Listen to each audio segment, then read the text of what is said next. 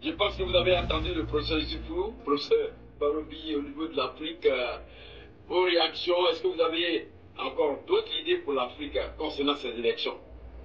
Bien sûr, oui, bien sûr que j'ai beaucoup d'idées pour l'Afrique. D'abord, je dirais que, aussi cynique peut-être que je pourrais paraître, la venue, une fois encore, du président Donald Trump, je crois que c'est bon pour l'Afrique. En ce sens que peut-être des aides seraient coupées, comme le disait tout à l'heure le professeur Sifou, et parce que M. Trump veut plutôt développer les États-Unis d'abord, c'est-à-dire régler les problèmes ici aux États-Unis d'abord. Or, le problème auquel on fait face actuellement, c'est surtout l'inflation, c'est surtout l'immigration illégale. Hein, on a un déficit budgétaire ici, etc. Donc, il voudra certainement couper le budget aux Africains le plus possible pour pouvoir aider les États-Unis. Bon, maintenant, pourquoi je dis que ça pourrait aussi bénéficier aux Africains, c'est que c'est à nous maintenant de savoir saisir les occasions.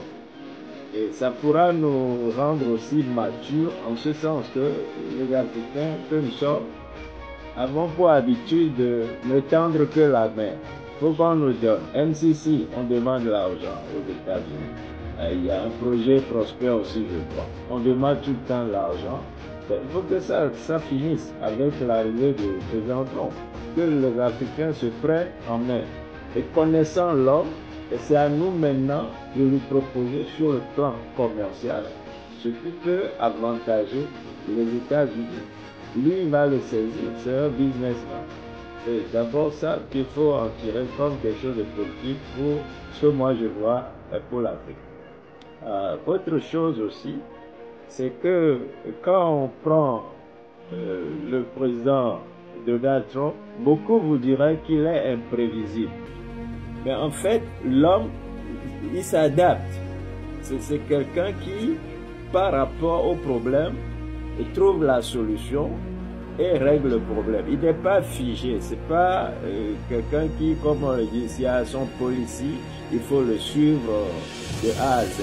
Non, il est flexible et donc il faudrait pouvoir utiliser ça aussi en tant qu'Africain pour en bénéficier. Donc moi, une fois encore, je dis, sa venue, c'est plutôt bien pour l'Afrique. Maintenant, ne me dites pas qu'en matière des droits humains, ça va marcher, parce qu'on se rappelle, à l'époque, quand le président était au pouvoir, c'est là on a découpé, si vous vous rappelez, un journaliste, je crois, Jamal Khashoggi, et les États-Unis, si vous vous rappelez cette histoire, le journaliste, on a découpé au niveau de, je crois, de la Turquie, dans une ambassade saoudienne.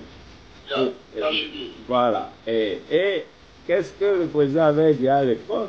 C'est que il aurait préféré qu'on traite ça de manière pécuniaire.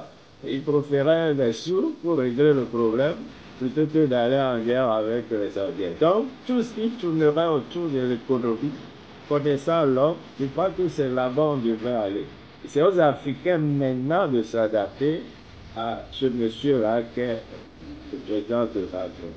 On a vu 4 années de son passage, on peut connaître l'homme mieux que ça, et dans sa seconde venue maintenant, on doit pouvoir s'adapter. Moi, je crois que c'est une bonne chose pour l'Afrique. Merci. D'accord. Une bonne chose pour l'Afrique.